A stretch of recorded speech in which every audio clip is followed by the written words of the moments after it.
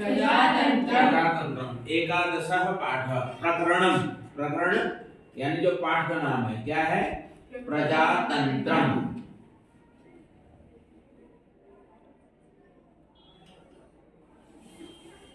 प्रजातंत्रम, पहले इसको पहले पढ़ ले, ठीक है ना? प्रथमम सस्वर वाचनम कुर्मः अनंतरम अनुवाचनम और तस्य अर्थ। पढ़िए। प्रजातंत्रम लोकतंत्रम अपि कथ्यते। प्रजाभिः प्रजानां प्रजार्थं च शासनम् एव प्रजातंत्रम उच्यते। उच्यते ना कहा जाता है, ठीक है? अब अर्थ बताऊंगा। आधुनिक युगे प्रजातंत्रम दृश्यते प्रजातंत्र विधानस्य विकासतः प्रजातंत्र विधानस्य विकासः प्रधानतः उच्च ही बोलो, जोर जोर से बोलो। प्रधानतः इंग्लैंड देशवासिभिः मध्य युगे संपादितः किंतु विश्वस्य प्रायशः सर्वेषु देशेषु पुरापि प्रजातंत्रस्य बीजरूपेण च सर्वत्र प्रतिष्ठासीत् इति निसंदिग्धम् एव सुसभ्या अर्धसभ्या च पुरा प्रजातंत्र विधिना स्वजातेः समाजस्य वा शासनं कुर्वन्ति स्म। अधुनापि वनप्रदेशवासिनः ग्रामवासिनः शासनं स्वतः कुर्वन्ति। क्या बताया था कल में? प्रजातंत्र किसे कहते हैं? प्रजाभिः। क्या बोला? प्रजाभिः। प्रजाभिः माने प्रजा के द्वारा, प्रजा के द्वारा। प्रजानाम प्रजा का, प्रजानाम प्रजा का यानी लोगों का। प्रजा माने लोग, प्रजा का। फिर क्या है? प्रजार्थम। प्रजार्थम का मतलब क्या हुआ? कल बताया था प्रजा के लिए। जोर से बोलना है। क्या बोला था? प्रजा के लिए। फिर क्या है? च शासनम, और च माने और, शासनम माने तंत्रम। शासन किसे कहते हैं? तंत्र। तंत्र नाम शासनम, तंत्रम। ठीक। एव माने ही, यानी प्रजा के द्वारा, प्रजा का, प्रजा के लिए किया गया शासन ही, एव ही प्रजातंत्रम अस्ति, यानी प्रजातंत्रम इति उच्यते। प्रजातंत्र कहा जाता है। प्रजातंत्रम इति उच्यते, प्रजातंत्र कहा जाता है। इसी प्रजातंत्र को क्या कहा? पहले में कल बताया था मैंने। कल क्या कि प्रजातंत्रम अपि लोकतंत्रम उच्यते। प्रजातंत्र को क्या बोलते हैं? लोकतंत्र। क्या बोलते हैं भाई? लोकतंत्र। प्रजातंत्रम लोकतंत्रम अपि कथ्यते। लोकतंत्रम अपि माने भी, कथ्यते में कहा जाता है। कथ्यते में कहा जाता है। प्रजातंत्र को लोकतंत्र भी कहा जाता है। तो कल इस पे बात हुई थी। कहाँ से प्रजातंत्र की बात शुरू हुई? ठीक, इंग्लैंड देशवासी से लेके ग्रामवासी, वन प्रदेशवासी, शिल्प व्यवसायनश्च प्रजातंत्र विधिना, माने प्रजातंत्र की विधि से अंशतः माने थोड़े मात्रा में स्वशासनम स्वतः एव कुर्वन्ति, स्वकीयम शासनम माने अपना शासन अपने अनुसार करते हैं। लेकिन हमारे देश में प्रजातंत्र कब हुआ? माने मुख्य रूप से जब देश आजाद हुआ 1947 के बाद, है ना। हमारा एक संविधान बना, उस संविधान के तहत सारे कायदे, नियम, कानून और कर्तव्य और अधिकार, इन सब की बात की गई। प्रजातंत्रे, देखिए, प्रजातंत्रे बहवः गुणाः सन्ति। प्रजातंत्र पढ़िए, प्रजातंत्रे बहवः गुणाः सन्ति। प्रजातंत्रे बहवः गुणाः सन्ति। यथा हि प्रत्येकः जनः यथा हि प्रत्येकः जनः सर्वोच्च पदं प्राप्तुम् अर्हति प्राप्तुम् अर्हति यदि सः योग्यो भवेत्। यदि सः योग्यो क्या भवेत्। कहा? प्रजातंत्र में अर्थात लोकतंत्र में, लोकशाही यानी लोक शासन, प्रजातंत्र को क्या बोलते हैं? लोक शासन में, ठीक है।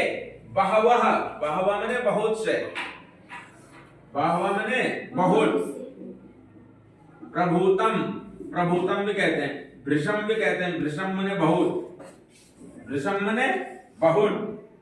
देखो ये प्रभुतम भी कहते हैं, क्या बोलते हैं? प्रभुतम। और क्या बोलते हैं? अत्यधिकम।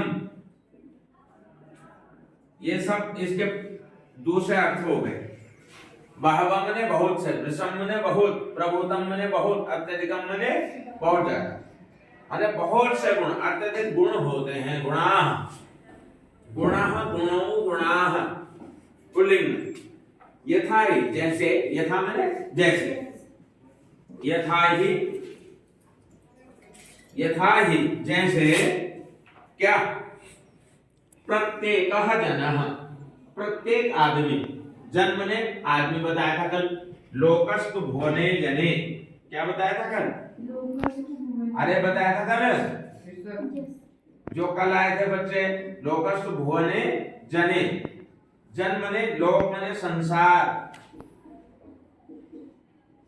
लोक माने संसार, लोक माने जन, और लोक माने लोग, जो आप घर, घरेलू भाषा में, हमारे देसी भाषा में कहा जाता है।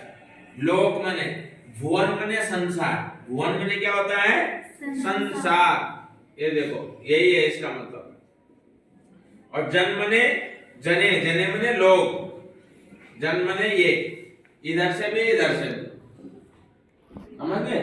लोकस्तु भुवने जने, इसका मतलब इन सब का ये पर्यायवाची शब्द है ना। लोक माने संसार, लोक माने लोग, लोक माने जन, तीनों का अर्थ एक जैसा है। उच्च पदम, याद देखो, वा में क्या है? आ, आगे क्या है? उ, आओ मिलकर के क्या गुण बताया था? ओ गुण। तो यहाँ पे क्या बन जाएगा?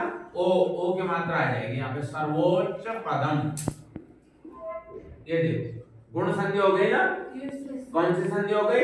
गुण संधि। ये तो हमें क्या, पढ़ाई के साथ साथ, यानी जो हम अर्थ पढ़ रहे हैं, यदर्थम वयम जानीमः,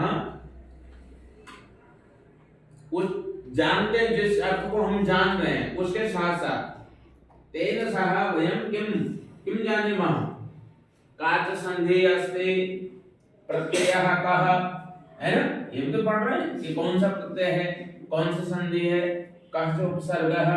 तो जो जो जैसे जैसे आएंगे वैसे वैसे आपको बताएंगे। प्राप्तुम अर्हति, यहाँ पे देखिए, प्राप्तुम, प्राधन, आप धन तुमुन, बराबर प्राप्तुम, तुमुन का क्या रहता है? प्राप्तुम, प्राप्तुम, तुमुन प्रत्यय, कौन सा प्रत्यय है? तुमुन प्रत्यय, तुमुन का क्या रहता है? तुम से। ऐसे ही हम अगर और भी बनाए तो ऐसे ही प्राप्तुम के साथ साथ और बनाए तो लिख देता हूं मैं यहाँ, और भी इसी को घर से करके लाना है। पठ धातु में तुम प्रत्यय करके क्या बनेगा? लिख धातु में क्या बनेगा? ठीक है, दा धातु में क्या बनेगा? इसी तरह से सब धातुओं में, ठीक। और भी धातुएं बना करके कितने धातुओं में लाओगे? कम से कम 10 धातुओं में तुम प्रत्यय लगा करके लाओगे, ठीक है। कौन कौन से? पठ हो गई, लिख हो गई, दा हो गई, धा धातु हो गई, धावती, धावता, धावंत। वहां क्या बनेगा? हस धातु हो गई, है रक्ष हो गई, पूज, रक्ष धातु, रक्षा करने के योग में, ठीक है। अब पूज धातु पूजने के योग में, ऐसे बहुत और भी धातु हो सकती है। आपने कोई भी 10 धातुओं में तुमुन प्रत्यय लगा के लाना है। तुमुन प्रत्यय के लिए भी प्रयोग होता है, माने पठितुम, पढ़ने के लिए। जैसे यहाँ पे प्राप्तुम, प्राप्त करने के लिए। प्राप्तुम का मतलब क्या हुआ? प्राप्त करने के लिए, करने के लिए, प्राप्त करने के लिए। ऐसे पठितुम, पढ़ने के लिए, लिखितुम, लिखने के लिए। अब कभी इसका अर्थ में भी प्रयोग होता है। सब पठितुम समर्थ अस्ति, वो पढ़ने में समर्थ है, ठीक है। तो दोनों अर्थों में आप करके रहेंगे। प्रातुम अर्हति यदि सह, यदि वह योग्यो भवे, यदि वो क्या है? योग्य है, उसके अंदर एबिलिटी, योग्यता है। अतएव, इसलिए ही स्वस्मिन योग्यता, अपनी योग्यता, आधेया, अपनी योग्यता के आधार पर, इति विचारः, ऐसा विचार, सर्वेषां अभ्युदयाय प्रवर्तते, सभी के कल्याण के लिए होता है। अभ्युदय में क्या होता है? कल्याण। अरे अभ्युदय का मतलब क्या होगा बच्चों? कल्याण। अभ्युदय, इसका संधि विच्छेद क्या होगा? अभिधन उदय। क्या होगा? उदय। संधि क्या हो गई? देखो, भाव में ई की मात्रा है, आगे ऊ है। अब मैंने कल भी बताया था कि जब पहले ई हो और बाद में असमान स्वर हो तो ई को क्या हो जाएगा? य। तो यह हुआ है ना यहाँ पे, इसलिए कौन से संधि का उदाहरण है? यण संधि का। कल बताया था, कल बताया था, ईशान को भी बताया था, आदित्य भी था, शौर्य बताया था ना, यण संधि,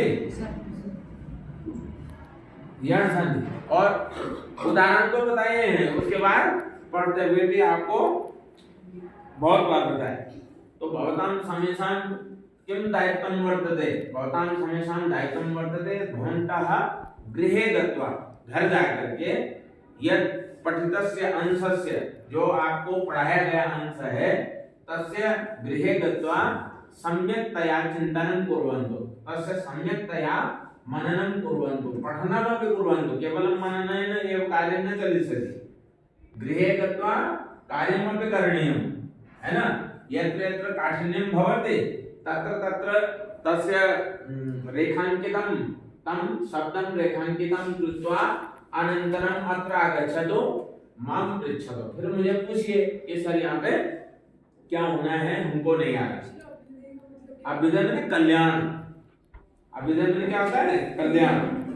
अन्येषु शासन तंत्रेषु, अन्य शासन तंत्रों में, यानी शासनों में, शासन सत्ताधिकारिण, शासन सत्ता धन अधिकारिण है वो, दीर्घ संधि, सत्ता धन अधिकारिण, सत्ताधिकारिण लिखा है ना।